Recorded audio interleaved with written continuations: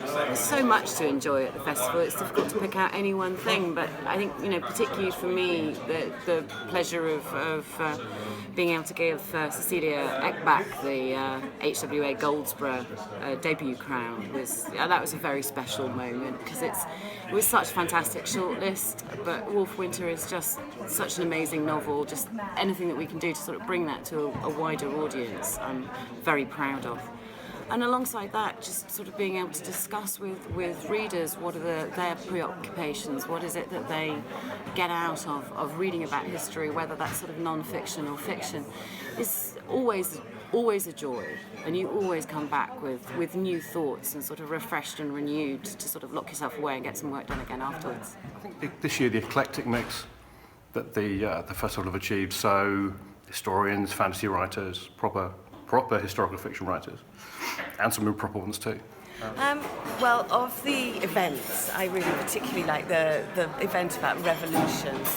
I think partly because it's not really an area that I know that much about, so I feel like I learned a lot. I thought Hallie Rubinaud was absolutely brilliant on the French Revolution, so I thoroughly enjoyed that. But I think I also just love the atmosphere. I love hanging out with other authors. I like to meet authors I've not met before and talk about books. It's just a great place to come and have fun. I love coming here because I think it gives me an opportunity to meet other writers. So either writers that I know already, that gives me an opportunity to catch up with them, or meet writers that I love to read their stuff and I've never met them before. And also being in that sort of...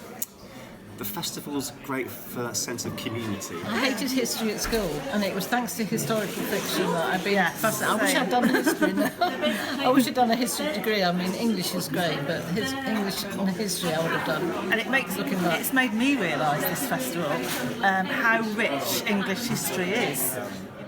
I think for me, personally, as chair of the programming committee, it's seeing it all come to life. That we sat around a table in Manchester 10 months ago and said, wouldn't it be fantastic if we could have this, and wouldn't that be a great panel? And now here we are, and it's coming to life. I think as a novelist, you're so used to kind of dreaming things up that having them then come real is almost like your kind of dream come true.